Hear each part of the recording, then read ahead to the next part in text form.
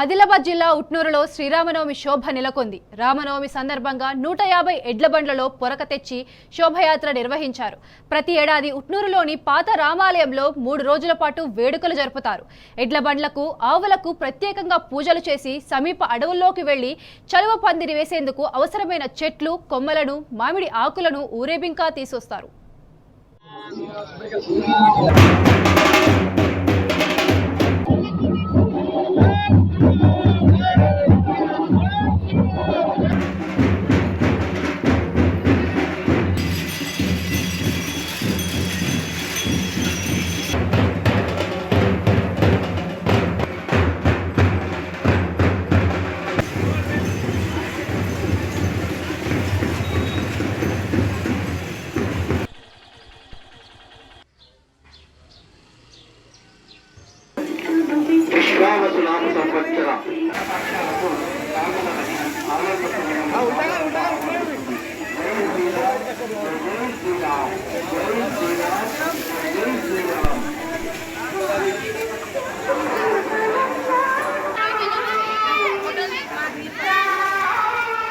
జయ జయ